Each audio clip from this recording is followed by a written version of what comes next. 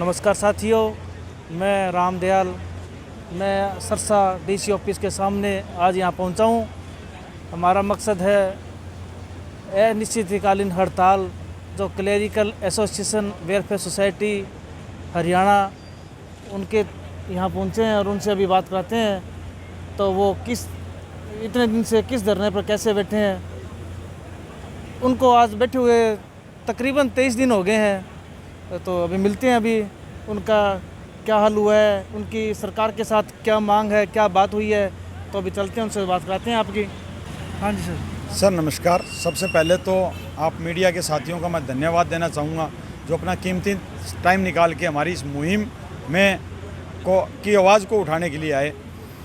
जैसा कि सबको पता है, हम पिछले 22 आज हमारा 23वां दिन है, हम 23 दिन से धरने पे बैठे हैं और हम हमारी सिर्फ एक ही जायज़ मांग जो हमारा हक है 35,400 का स्केल, उसके लिए बैठे हुए हैं। सर हम पिछले 3 साल से सरकार से इस चीज़ की मांग कर रहे हैं। हमने हमारे जितने भी उपायुक्त महोदय, उनके द्वारा जितने एमएलए एमपीज़ हैं, मंत्रीज़ हैं, सबके द्वारा सरकार तक हमारी आवाज़ें पहुंचाई, लेकिन सरकार ने हमारी किसी भी बात को कभी भी नहीं सुना, ना हमें उसका कोई जवाब दिया। फिर हम लोगों ने एक सबके साथ में मिलकर एक बात रखी कि हम 18 जून को करनाल में इकट्ठा होकर के और जो माननीय मुख्यमंत्री है उनका घर का घेराव करेंगे और उनसे मुलाकात करेंगे। 18 जून को पूरे हरियाणा से 10 से 15 हज़ार लिपिक जो साथी हैं वो करनाल पहुंचे थे और हम वहां पे जाके मुख्यमंत्री का जो आवास है वहां पे हम पहुंचे। वहां का जो प्रशासन है उसके द्वारा हमें रोका गया। हम बिल्कुल शांतिपूर्वक तरीके से वहाँ गए थे।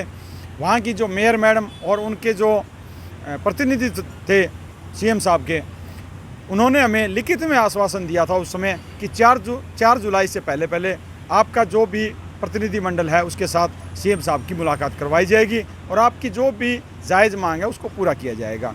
लिखित में आश्वासन मिलने के बाद में हमारी जो स्टेट बॉडी है उसने डिसीजन लिया था कि अगर 4 जुलाई तक सरकार हमारी बात सुनती है तो ठीक है, नहीं तो 5 जुलाई से पूरा हरियाणा के लिपिक साथी हड़ताल पे बैठेंगे और जब तक सरकार हमारी मांगें मानती नहीं है हम अनिश्चितकालीन हड़ताल पर रहेंगे।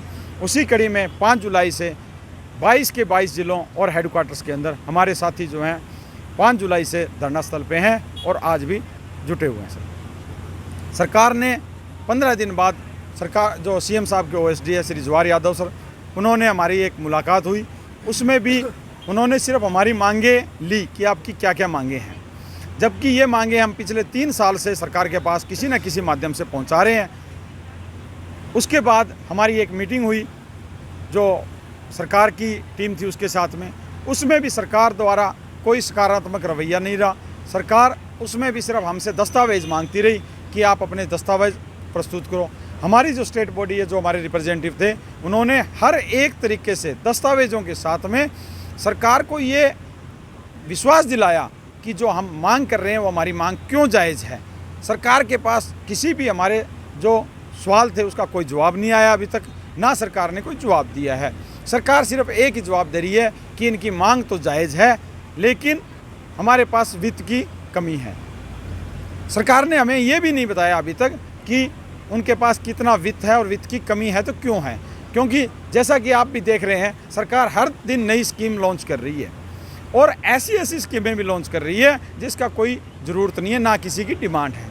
तो जब अगर उनके पास वित्त की समस्या है तो मुझे नहीं लगता कि सरकार को ये नई योजनाएं लागू करनी चाहिए। दूसरी बात, जो हमारी मांग है वो मांग नहीं, हमारा हक है। हक क्यों है? क्योंकि 1957 से लेकर जिन भी हमारे ग्रुप सी के वर्ग के साथियों की जो पे थी हमारे बराबर थी या हमसे कम थी, आज उनकी जो पे स्केल है वो कहीं ना कहीं हमसे 2 गुना हो रखा है। हमारे से कार्य तो ग्रुप सी का लिया जाता है लेकिन हमें जो पे दी जाती है वो कहीं ना कहीं ग्रुप डी के बराबर दी जाती है। जिम्मेवारी हमारी ग्रुप सी की है और हमें जो वेतनमान दिया जाता है वो ग्रुप डी का दिया जाता है। कहीं कहीं तो ग्रुप डी का भी वेतन हमसे ज़्यादा हो जाता है। तो और आज जो महंगाई है वो सबके सामने है। उस महंगाई में एक 19,900 के बेसिक स्केल से किसी भी कर्मचारी के लिए अपने बच्चे पालना या पढ़ाना बिल्कुल भी संभव नहीं है। हम तो सिर्फ अपने बच्चों को पालने के लिए, उनको शिक्षा देने मात्र के लिए अपना वेतन मांग रहे हैं, और वो भी हमारे कार्य की समीक्षा के आधार पे। हमने सरकार से भी यही मांग रखी थी कि आप हमारे कार्य की समीक्षा कीजिए, अगर हमारा कार्य 35,400 की इक्विवेलेंट है तो हमें हमारा वेतनमान दीजिए। सरकार हमारे कार्य की समीक्षा के प्रति बिल्कुल भी संवेदनशील नहीं है। वो अभी भी जो उनकी तरफ से तीसरी जो हमारी मीटिंग हुई है कल, उसमें भी यही बातें निकल के आई है कि सरकार हमें सिर्फ 100-200 रुपये या 500 रुपये का वेतन बढ़ा के एक ऊँट के मुंह में जीरा देने का काम कर रही है। हमारी जो मांग है, हमारी जो लड़ाई है, वो 100-200-500 रुपये की नहीं है। हमारी लड़ाई है हमारे सम्मान की, जो हमारा कार्य है उसकी समीक्षा के आधार पे वेतन लेने की। हम सरकार से कोई भीख नहीं मांग रहे हैं कि हमें वो 500 रुपये दे के लौटा दें। हम मांग रहे हैं हमारा वेतन। और आपको एक चीज़ बता रहा हूँ, जब से ये शुरू से जब हमारे वेतन के साथ विसंगतियाँ शुरू हुई थी, तब कहीं ना कहीं 100-200 रुपये का वेरिएशन स्टार्ट हुआ था। धीरे धीरे बढ़ता बढ़ता आज ये हालात हो गए हैं कि उन साथियों का वेतन हमसे 2 गुना है। और अगला जो पे कमीशन आएगा, ये चीज़ें अगर आपके सामने होगी, अगर सरकार अभी भी यही रवैया रखी तो हमारा वेतन उनसे 1/4 हो जाएगा और कहीं ना कहीं ग्रुप डी से भी नीचे चला जाएगा।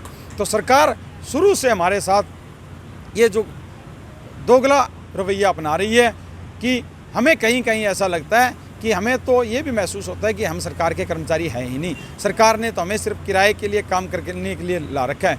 और जबकि ये बात आपके सामने है पिछले 22 दिन से कि लिपिक वर्ग के क्या कार्य हैं। आज हर एक कार्य रुका हुआ है, उसके लिए जिम्मेवार सिर्फ सरकार और सरकार है। सरकार जनता को परेशान करना चाहती है और जनता के बीच ये मैसेज देना चाहती है कि ये आप जो परेशान हो रहे हो लिपिक वर्ग की वजह से हो रहे हो। मैं ये बात भी क्लियर करना चाहता हूँ कि लिपिक वर्ग जो है वो कोई अपर क्लास फैमिली से नहीं है, वो इन्हीं किसानों के पुत्र हैं, इन्हीं मजदूरों के बेटे हैं।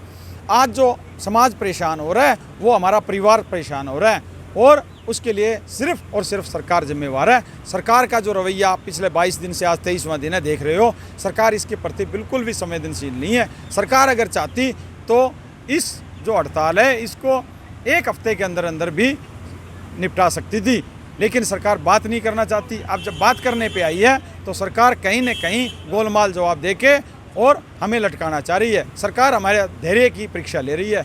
लेकिन मैं सरकार को भी ये कहना चाहता हूँ कि ये लिपिक वर्ग वो वर्ग है जो 1957 से जो आपने पे स्केल दिया था उसी पे स्केल पर आज तक काम करता रहा है। कभी इसने इतिहास में कभी हड़ताल नहीं की है, इसको मजबूर किया है आपने। और जब ये सुबह 9 बजे से शाम 5 से 6 बजे तक, और उसके बाद भी जब इसको बुलावा आता है तो ये ऑफिस में आके जब धैर्य के साथ कार्य कर सकता है, तो ये अपने हकों के लिए उसी धैर्य के साथ हड़ताल पे भी बैठा रहेगा। सरकार चाहे जो भी करे, हमारा एक निर्णय है सर, हमारा जब तक कार्य की समीक्षा के आधार पर हमें वेतनमान नहीं दिया जाएगा, हम इसी तरह हड़ताल को जारी रखेंगे सर।